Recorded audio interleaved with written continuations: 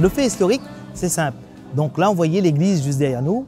Donc là, à cette époque-là, on est en 1790, donc pour construire la commune. On érige la commune. Et là, qui dit commune, dit une église, quoi. La paroisse dit une église. Et donc, c'est la famille Ibon.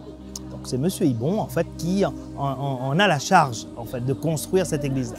Les habitants y participent. Bien sûr, quand on dit ils participent manuellement, mais la main dans la poche aussi. On paye en balles de café, parce que c'est une terre de café à Saint-Leu. Et donc, on paye en balles de café. Au départ, le café, c'est vraiment l'économie de l'île, donc tout va bien. Donc on est riche. Et à un moment donné, patatras, parce qu'il y a 2 cyclones qui passent par là, début 19e siècle, et qui rasent toutes les champs de café. Donc on a dû attendre, parce que c'est là qu'on voit début de la construction 1790, mais quand on va baptiser l'église, donc c'est pratiquement 70 ans après. Alors qu'est-ce qui s'est passé? Cette crise-là, en fait, cette crise du café, avant que l'économie par la canne à sucre se développe de nouveau.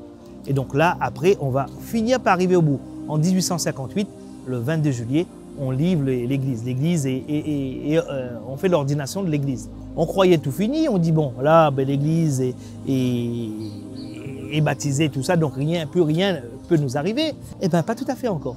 Qu'est-ce qui va se passer alors? Alors, il y a un bateau, parce que là, il faut situer, on est après l'abolition de l'esclavage, mais massivement, on n'a pas encore les hindous qui arrivent pour remplacer les esclaves, en fait.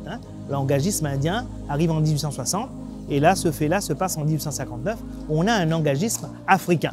Donc, on connaît peu cet engagisme africain, mais ce n'est pas des esclaves, mais c'est des gens avec un contrat de travail à qui, hop, on a fait venir, quand on dit l'Afrique, en fait, c'est Madagascar, Mozambique, les Comores, en fait, tout autour de là, l'Afrique du Sud aussi un petit peu, mais surtout Madagascar et l'Afrique, et Mozambique. Et il y a un bateau qui s'appelle la Mascarène, donc le capitaine, sans scrupule, en fait, va essayer de passer à travers les règles sanitaires, et au lieu de déclarer une vraie maladie, il va dire que, oh, il y en a un qui a juste une petite dysenterie dedans. Alors que, patatras, celui qui arrive, en fait, va ramener le choléra. Donc ça va être carrément une épidémie de choléra, en fait. On est sur une île, donc si on ne passe pas par la fameuse sas sanitaire, donc les lazarets, donc tout de suite ça se propage. Et ce qui est arrivé, plus de 2027 apparemment, plus de 2000 morts par ce choléra. Donc du coup, à l'époque, le père Césac qui était ici, donc le père Césac, il faut le présenter, donc il vient de l'Isère, d'un village qui s'appelle La Salette. Voilà notre lien, en fait, dans le petit village du Corps, en fait, dans le département du Corps. Et à l'époque où il a été ordonné curé, en 1846, en même temps, il y a eu l'apparition de la Salette, donc dans son village, aux 2 bergers, Mélanie et Maxima. Donc il prend sa mission, il part en Afrique, bon, la Réunion fait partie, et donc quand il arrive ici, et ben voilà, en fait, il se trouve en face de ce gros problématique. Et tout de suite, il a pensé mettre tout le monde, les citoyens, donc les paroissiens, sous la coupe, la protection de la Salette. Donc publiquement, donc en 1859, il annonce, si la Vierge nous épargne, qu'il érigera une petite chapelle en l'honneur de Notre-Dame de la Salette. Donc du coup, pour nous, c'est vraiment le miracle, voilà, voilà, si on peut parler de miracle, mais voilà, donc du coup, le mot est lâché, on va dire, et ça va être le début de pèlerinage tous les 19 septembre. C'est le jour auquel la Vierge est apparue dans le petit village du curé. Et donc, tous les 19 septembre, depuis 1859, c'est comme vous voyez là. Donc, vraiment, ça s'inscrit dans un mouvement populaire, je dirais, au-delà que des catholiques au départ. Donc, on a à peu près tout ce monde-là, en fait, j'allais dire un gros mot, ce syncrétisme-là, en fait, ce mélange un petit peu, donc qui fait que, en fait, tout le monde se retrouve, en fait, dans ce mouvement populaire qui est la fête, du moins la Salette, en fait, le pèlerinage de la Salette, qui s'enracine depuis 178 ans maintenant à Saint-Leu.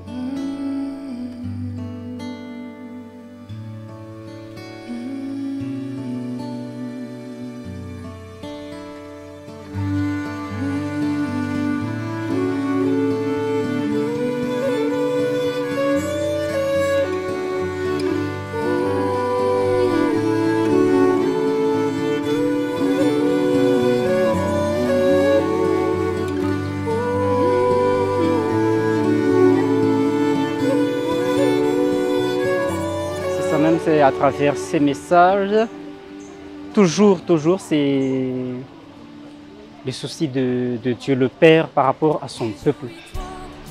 Dieu a un projet pour son peuple, mais si mon peuple ne veut pas, et donc si par rapport au message de Marie à la Salette, c'est Dieu qui veut le salut de son peuple, et le salut de son peuple, c'est la conversion. Donc, comme si on peut dire c'est pas conditionné, mais la condition du salut, c'est parce que le peuple se convertisse. Donc c'est par rapport à cela que, comme je dis là, c'est retentissement de ce message, signification de cet anniversaire de la fête surtout.